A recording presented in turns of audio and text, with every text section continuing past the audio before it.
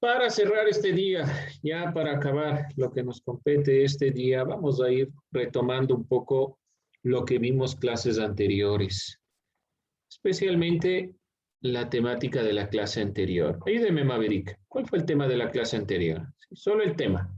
No me explique todo, Maverick, solo el tema.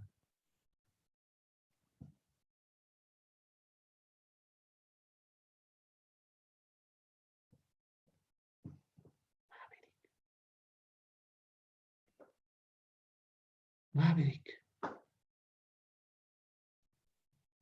No me acuerdo, dice. Oh, No me acuerdo. Saque sus contenidos programáticos. Vimos la ciudadanía en la Grecia antigua. Gracias. Irale poniendo visto. Ahí tiene los contenidos. Este ya vi, este el profe se saltó, este no hemos visto, de este no vimos nada. Irale poniendo visto. Para eso son los contenidos. La ciudadanía en la Roma antigua. En la Roma antigua. Ahora, si estamos viendo la ciudadanía en la Roma antigua, lo importante es recordar cómo se conformó Roma. Vamos a ver, ¿cómo se conforma Roma? ¿Cuál es la conformación de Roma? ¿Recuerdan el video o no? era sobre la República y eso. Sí, sobre eso. No nos acordamos sobre eso. Bueno, vamos a retomar el video entonces, no hay problema. Vamos nuevamente a tomar el video, pero aquí sí les pido, saque resumen. Ya que no nos acordamos, entonces vamos hasta ahí nada más. Entonces, cuéntenme, ¿cuántas etapas ha habido en la Roma antigua? Tres. La República, La Vamos con la primera, ¿ya? monarquía, La monarquía. monarquía. ¿De qué año a qué año va la monarquía? 1500 antes de Cristo creo que era. No le acelere tanto, pues 1500 antes de Cristo. Estamos en el Neolítico ya casi. No, tanto, no tanto. Para el 753 antes de Cristo iba hasta 509 antes de Cristo. el 509 antes de Cristo. Solo le voy a poner así porque los dos son antes de Cristo. Ya. ¿Qué significa que sea monarquía? Que todo estaba gobernado por un rey. Ya, muy bien, perfecto. Sí, fácil y sencillo. Hay una sola persona que gobierna y ese es el rey. El monarca, como quieran llamarse, pero es una sola persona la que está a cargo.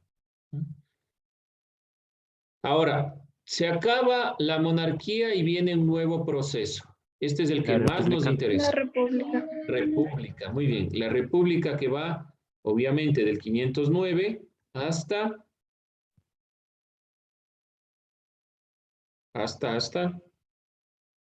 el 27 antes de Cristo. ¿Qué significa que sea una república? Que ya gobierna un grupo. Bueno, sí que gobierna un grupo, podemos ponerlo así. Vamos a ponerlo más gobierno del pueblo. Entonces dirán, eso es democracia. Sí, la república demanda democracia. Es cuando la persona que está a cargo es nombrada por un grupo de personas, en este caso el pueblo. Eso es una república. Y finalmente, hay poca que no vamos a revisar en esta materia, que es el imperio. ¿De cuándo a cuándo va el imperio? Del 27 27. antes de Cristo a 476 antes de Cristo. Ya, esto es aproximado el 476, ya estaremos viendo en historia. ¿Por qué les digo esto? Porque para el 476 lo que pasa es que se acaba el imperio como tal, pero antes, para el 300, finales del 300, el imperio se divide y podemos considerar que el imperio romano cae en la división. Pero por poner un ejemplo nada más, no nos interesa en este momento. ¿Qué significa un imperio? Igualmente regresamos a la misma consideración. Una sola persona, el emperador, tiene todos los poderes del Estado. Vamos a centrarnos en la república. Esto es lo que más nos interesa para el ámbito de la ciudadanía, porque aquí es donde participa el pueblo. Aquí participa el pueblo en la toma de decisiones. Ese es el elemento relevante a tomar en consideración. Lo que se está puntualizando aquí en rojo no nos interesa para nuestro caso.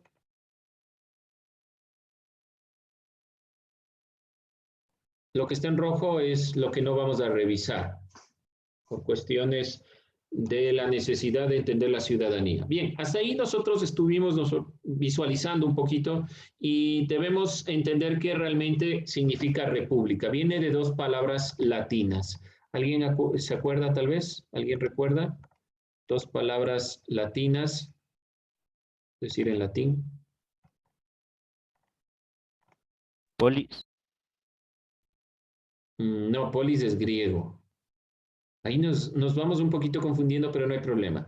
No se olviden, polis es una palabra griega que significa una ciudad que tiene independencia. La palabra ciudadanía proviene de una palabra latina, civitas. Civitas significa ciudad, estado. República también viene de una palabra en latín, res, mejor dicho, dos palabras en latín. Una construcción de dos palabras en latín. Res pública. ¿Qué significa esto de res pública? La cosa, res, regis en latín, pública del pueblo. ¿Qué quiere decir de fondo esto? Lo que le pertenece al pueblo. Todo el aparato del Estado le pertenece al pueblo, no a un grupo específico. Ahora, ¿quién es el grupo esencialmente que da el paso de la monarquía a la república? ¿Quién le expulsa al último rey de Roma? Grupo que rompe con la monarquía y será el elemento fundamental para la conformación de esta nueva república. ¿Quién rompe con la monarquía? ¿Qué grupo? Acuérdense del otro video. El Estado. No. El Estado no. El Senado sí. El Senado, pero con S. El Senado. Muy bien. ¿Quién rompe con esto? Es el Senado. ¿Quién conformaba el Senado? Esto vamos a irlo un poquito más puntualizando. Esto ya es nuestra clase como tal. Pero ¿quién conformaba el Senado? Nos decía el video. Como Sicilia, ¿Recuerdan el Cerdeña, video? Córcega. El video, ¿se acuerdan tal vez? A ver. Vamos otra vez a ir puntualizando algunas cosas, entonces déjenme ver, aquí está. Ya. Vamos a ver otra vez esto. Ponga mucha atención y vaya tomando en cuenta. Hasta aquí es donde llegamos. El grupo que rompe con la monarquía, el Senado, y es quien realmente elegía a los monarcas. Vamos a borrar esto porque de aquí vamos a comenzar ya analizando para la época republicana. Vamos nosotros a analizar que la división del Estado propiamente tenía una división de poderes como lo tenemos hoy en día. Vamos a comenzar con la división de poderes. Y para eso es necesario comprender esto que nosotros miramos sobre el Senado.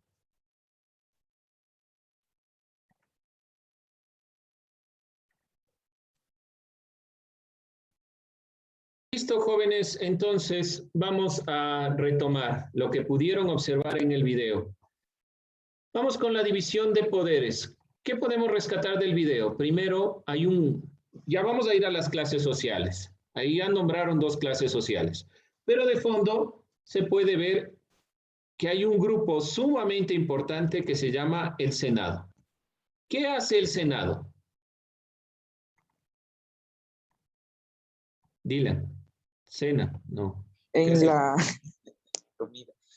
En la época de la monarquía, ellos eran los que elegían el sucesor del rey, y en la época de la república, ellos eran los que prácticamente gobernaban. Ya, muy bien. El Senado tuvo tanta fuerza que logró eliminar la monarquía y de fondo se implementaron ellos mismos como quienes gobernaban. Por lo tanto, si hablamos del Senado y hablábamos de división de poderes, entonces deben haber más de uno que el Senado, pero de todos modos, el Senado estaba a cargo realmente de esta consideración de prácticamente gobernar. Ya vamos a ver qué significa el prácticamente gobernar.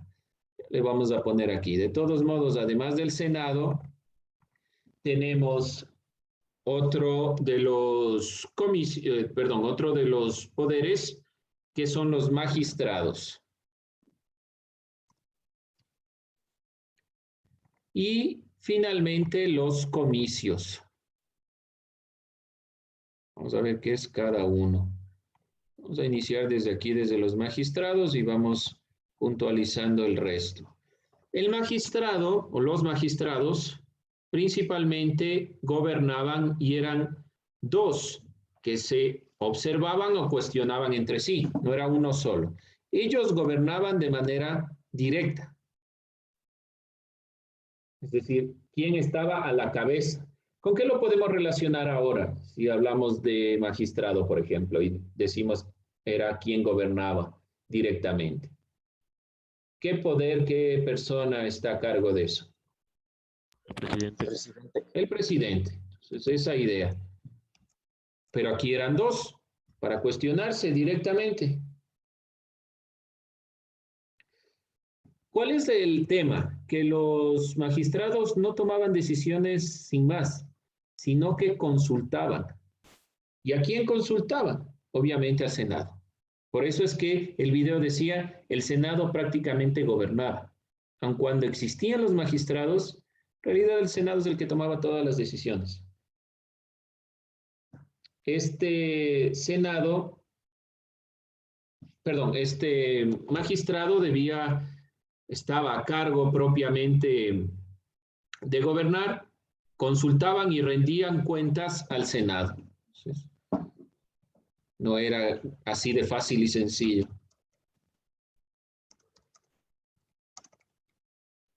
Consultan y rinden cuentas al Senado. Por lo tanto, ¿cuál va a ser la función del Senado? Ser consultores de los magistrados.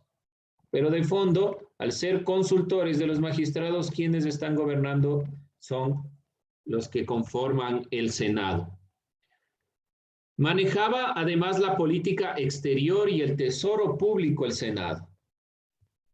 Quien tenía realmente el poder era el Senado desde el comienzo, desde la época de la monarquía.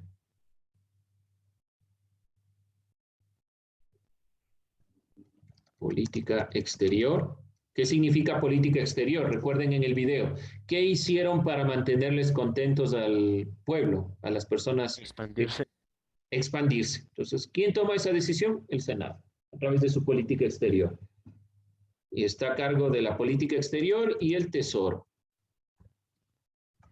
Paradójicamente, en una primera instancia, Roma, antes de ser un imperio, se expande por mantener contento al pueblo, porque realmente tengan lo que ellos necesitan.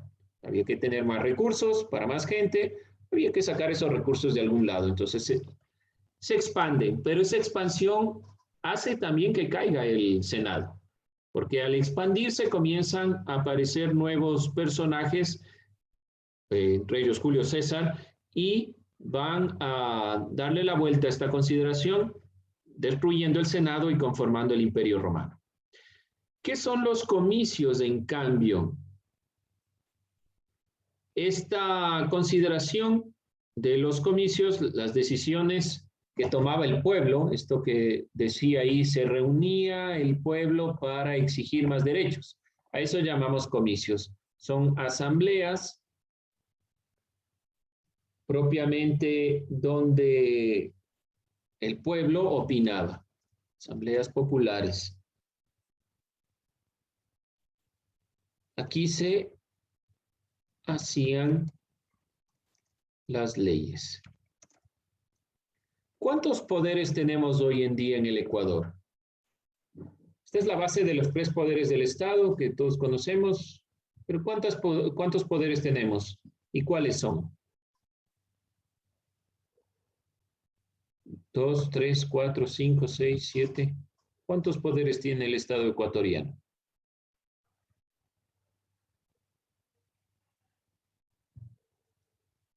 Ideas. Jorge, ideas. ¿Qué recuerdan? ¿Cuántos poderes tiene el Estado ecuatoriano?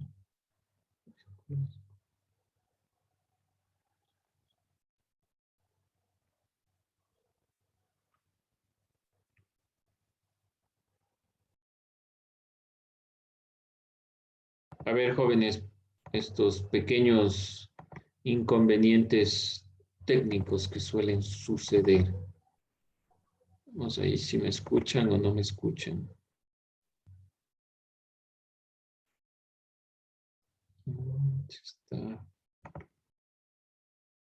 Se está cortando. Profe, tiene mal el internet. Sí, se me está cortando. Sí, les estoy viendo en recortado. Gracias, Nicolás. No sé si ahí me pueden escuchar tal vez más fluidamente. Sí, Lisa. Gracias. Bien, chicos, como les decía, ¿cuántos poderes tiene nuestro Estado ecuatoriano? 3 poderes. 3 poderes. ¿Cuáles son? Legislativo, Ejecutivo, ejecutivo y judicial. Ejecutivo, legislativo y judicial. Gracias, Emily y Jennifer. ¿Seguro son solo 3? Falta el electoral. Falta el electoral, ¿ya? Entonces han sido 4. Nicolás, La CNE. ese es parte del electoral. Ese es el Consejo Nacional Electoral que está a cargo de tomar ciertas funciones. No es solo el CNE el poder electoral, también es el Tribunal Contencioso Electoral.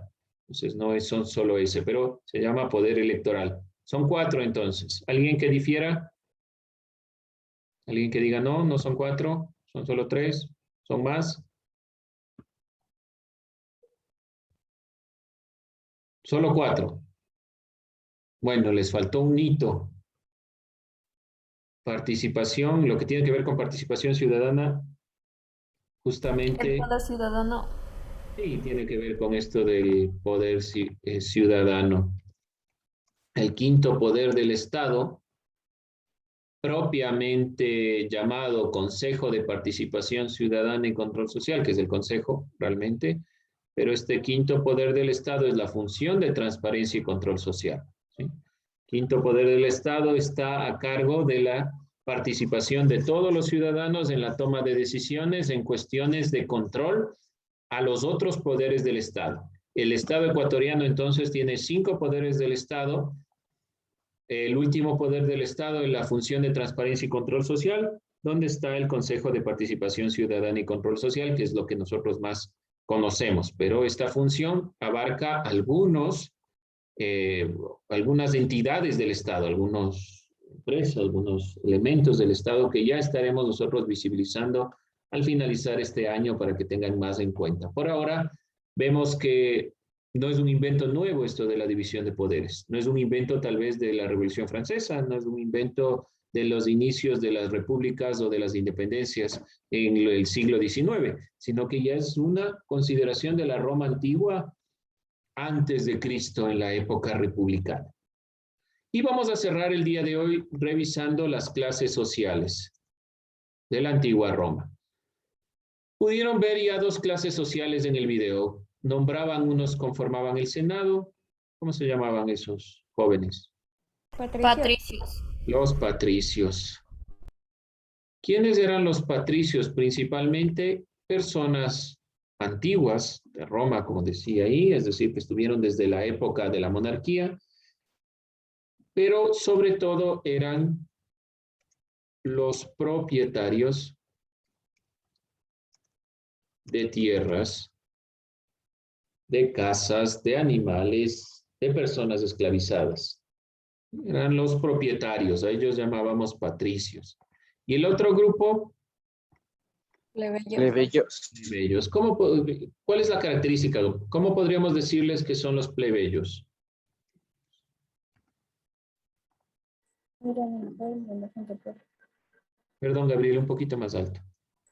Eran el pueblo, la gente pobre. Eran el pueblo. Podemos sintetizar que es el pueblo en general.